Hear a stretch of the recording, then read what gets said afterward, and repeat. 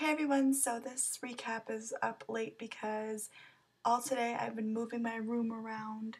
Yes, my bed is right there, and my desk used to be where my bed is, and my dresser used to be where this is, and my DVDs used to be over there, right against this wall right here.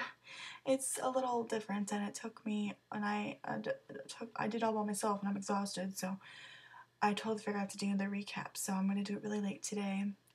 So whatever. So this is the recap for Glee Season 3, Episode 18, Choke. And no, it doesn't mean choking on dicks. Well, I guess if you want to take it that way.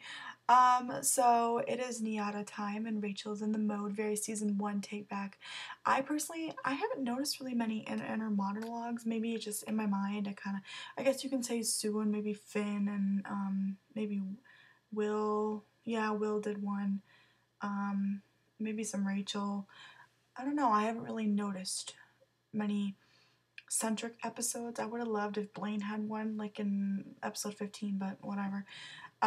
So I very like the season 1 kind of feel of it. A lot of these episodes lately have been feeling very season 1, which I enjoy because I did like season 1, but even though season 2 is my favorite. Finn is worried that Puck doesn't have the motivation to graduate because now Finn has the motivation too.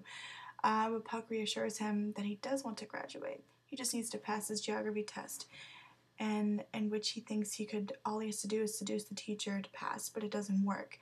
And so that means Puck will have to study, and all the bros, as I like to call them, the OT8, my one true 8 friendship, which is Puck, Finn, Blaine, Mike, Joe, Rory, Artie, Sam, so 8. I can count, woo! So they all want to help him out, and Sam thinks that Finn lost 5 pounds. I like the part where Finn was like, what is different here? And he's like, you lost that 5 pounds. Oh my god, that was so funny. I love Sam. But also I love the locker room scene where Mike asks Blaine for gel advice, and Blaine gets so excited because he like his crazy eyes. He's like, you just, use some sweat and just, it makes it a whole new dew or something. Mike Chanderson, is that what their friendship is called? I don't know how to say it right, but I love them. They're actually speaking. Like, you always see background moments, but now they like actually had a conversation. And I just want like Tina and Mike and Kurt and Blaine to be like best friends. Like, yeah, perfect. Santana, Tina, Mercedes, Sugar, and Brittany joke about Beast's black eye. Also, where was Quinn again? Like, maybe she's healing. She's like levitating. I don't know. But they're joking about Beast's black eye, joking about domestic abuse, the Chris Brown reference, which is getting a little old. But Coach Washington is angered and offended by their comments towards it, and Sue, Roz, and Beast tell them that their assignment this week is to perform a song of female empowerment and that the women won't stand for abuse. Kurt prepares his Nyada audition practicing the music of the night from Phantom of the Opera, which I've never seen, but I kind of know what the gist of it is. Blaine thinks it's fantastic, but Kurt thinks it's a little boring. Even Tina's foot was falling asleep. He wants to take a risk. He wants to give it all that he has, and maybe more candles or performing it in the nude. I would vote. If I could vote, I would put Kurt performing in the nude, because I would let you get into that school like no tomorrow if you did this. Maybe he does for Blaine, I don't know. But no more candles, God no. Reference to maybe last season candles. Puck wants to give up on school since he doesn't think he's gonna be able to pass the test. So he performs Schools Out like a badass, and he's scaring everyone. Everybody's like, I just love at the end where Puck's like, he just like realizes he just performed that all like angsty, and he's like, oh crap, and he walks away. I love Puck. But eventually, after a recent visit from his father that he hasn't seen in years, asking for money, Puck wants to graduate. He wants to be a good example for Beth and not to be like his dad asking for money for him from his kid when he gets older. So him and the OT8, as I will reference them as for now on, to help him study by breaking out a rock audition of The Rain in Spain from My Fair Lady. I think that's what it's from. Never seen it. Which is just a bad. I don't like that I don't really know the original, but I did not like their interpretation of the song. I guess it's fun because all the bros are hanging out, rocking out, but I guess the song helps Puck during the test. In the plane. Also, I love when Finn devises a plan to attack Puck, and Blaine's one-liners in this episode were hilarious. Like the candles, and then he says, is that a bear in front of me? He needs more one-liners because Darren is hilarious, and I just love that Blaine is included now. But I also wish that, yes, some people will disagree. I love when Kurt hangs out with the girls. I love it. I think that he has a very close, warm relationship with the girls, but he is also a guy, so I know that maybe Chris prefers it and maybe Kurt prefers it, but I don't know, it feels like they're kind of stereotyping Kurt a little bit because he's the feminine, more character that he has to hang out with the girls. The girls had to be his best friends, but he can't even hang out with his boyfriend or his brother or, his friends. I mean, they're his friends. The guys are his friends, not just Blaine's friends, but also everyone's friends. And all the girls aren't just Kurt's friends, you know what I'm saying? Like, I wish they could just all hang out, but I guess whatever. Kurt likes, maybe because he was preparing for Niata, he was too busy to hang out with the bros or something. I don't know, but I hope in the future. I know it won't happen, but I have a personal preference, but that's just my opinion. Anyways, back on to Glee. Well, the episode. Puck is confident that he passed the test and he thanks his bros as they wait for him outside of the classroom. Puck says he has a whole gang of dads or role models. Even you, Blaine. Thanks. Oh my god, Blaine, just stop being so cute. I just want to snuggle your beautiful little cute little face. Did you see him oh wait, no, I'll talk about that afterwards. So they're just all so cute. Let's just hug it out. That's what I call them, the OT8. Let's hug it out. Perfect. Rachel, by the way, it's not all out of order. This is just by character and kind of section mostly. Rachel thinks Kurt is doing Not the Boy Next Door. By the way, Chelsea, we're right about Kurt doing that song. Shout out to you, girl. Yes, I remember. Listen to the song. Okay. And I'm like, oh, what is that song? Rachel thinks Kurt should perform The Safe Choice, the music of the night, the song he's been practicing for months, and she agrees to help him out as being his Christine, I guess, which was what Tina was, and now, because Rachel being more lively or something. So he agrees to do that, and then he's going to do the song. Santana, Mercedes, Tina, Sugar, and Brittany perform Chicago's Cell Block Tango.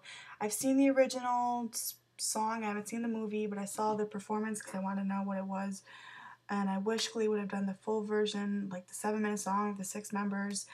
Oh my gosh, that would have been even hotter but it was hot. It was fucking super hot. They're like in their lingerie and they're talking about revenge, but they got the point across, I guess, in a way. And I always get that fucking pop, stick, squish, Cicero, lip shits, hot. Sue and Roz are appalled. The girls did not get the assignment right. They got it all wrong in the message of it. And Beast tells Sue and Ross the truth that Cooter did hit her. She is afraid to leave him because she thinks no one else will ever love her again. They tell Beast she needs to get out, and this is just the beginning of it. Sue offers for her to stay at her house. Beast lies and says that she stayed with her sister for good. And she confronts the girls and tells them the truth of the situation. And that she says that she's pressing charges, which they'll get more into at the end of the episode. Kurt and Rachel find out a very harsh judge from Niata has come to watch the performance. Carmen Tibideau, something like that. Whoopi Goldberg. As Kurt gets up on stage, Carmen looks a little bit bored when Kurt reveals which song he has chosen to do. She tells him that it's one of the most common performances and for auditions. And Kurt tells her that it was the safe choice. And he's going to go with his gut and taking the risk, a number that is more him. And he reveals he's going to perform not the boy next door. I keep saying the boy next door. Because I think of the girl next door, like the song and like the movie and then, yeah. From the boy from Oz, I think that's what it's called. Hugh Jackman. Hey. So he, with his swans up on backup. I feel like Kurt, he knew in his gut that he wanted to do that song. Like, maybe, and something in his mind was telling him there was a sign he needed to do that song that he thought would take the risk and something that would be more him and surprising and unexpected, and that's why he had that rip-off suit and the girls are ready to go, and the whole performance ready to go because he kind of knew in his mind he wanted to do what he thought was the best, and obviously he was right about doing that with his gut.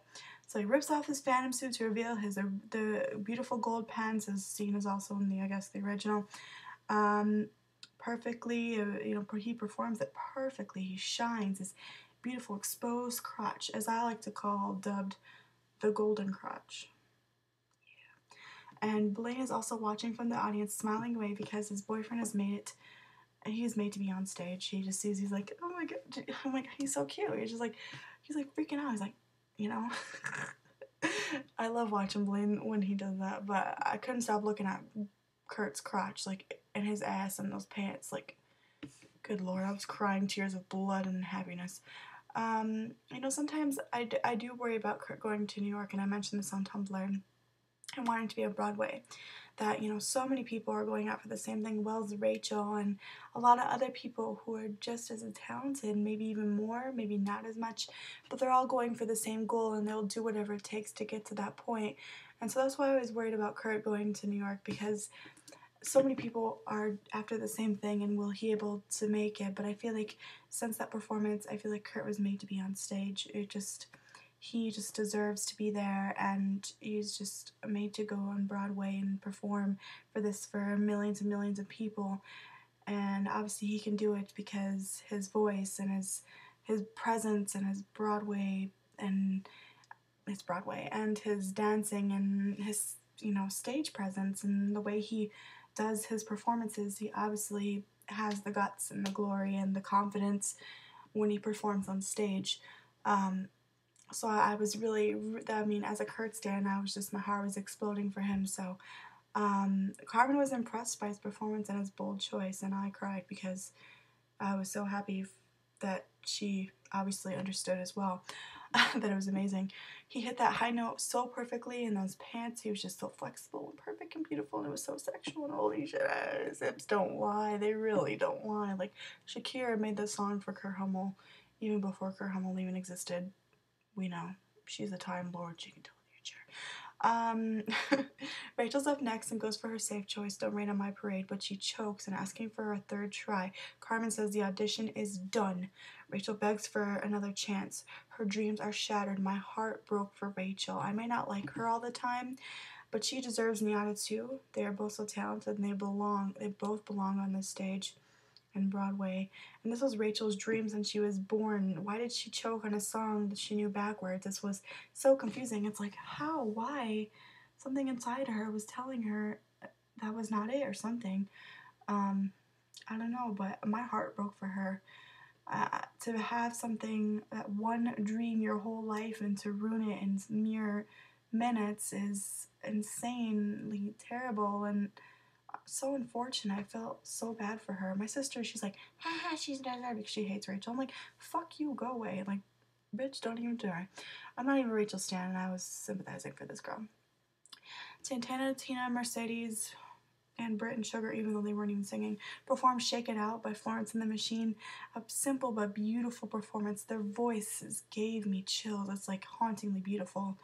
I was crying during that performance because of the song. I'm thinking about it right now. And then we saw during the song scenes with Beast going back to Cooter, giving him a second chance. Beast lied to everyone, saying, she's, gotten out of it and she's fine. And I personally have never had, anyone with domestic abuse, but I think it's a terrible thing. It doesn't just happen to women. It doesn't just happen to men and women. It can happen to gay couples as well. It can happen to anyone in a relationship, and how Glee handled it was wonderful. I think that the way that they didn't understand the whole message, but then once they found out what Beast was really happening to her, they finally got it and they understood. And the way that they did it, I like that. I don't like that Beast went back to Cooter and gave him a second chance, but it's like many women can understand why she did it, and understand that it's not that easy just to get out, because it's not. I mean, you say, oh, what that happened to me, I'm gonna get the hell out, that no man's gonna beat my ass, but how the hell do you know? unless you've been through it or you knew someone, because they say, I'm gonna get out, and you can't because, you know, the person scares you or you have nowhere else to go and you feel like that's the only thing you can do is just stay where you're at. But it's worth so much more than just staying. Sometimes there's got to be something in your mind that you know it's okay to get out, that it's okay, that you're not damaged or broken, that you can be fixed, and that everything will be alright once you get out of that situation. So I think Glee handled it wonderfully.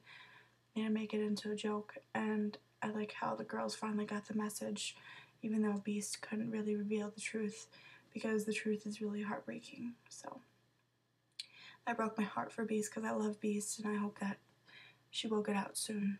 So, alright, the last parts.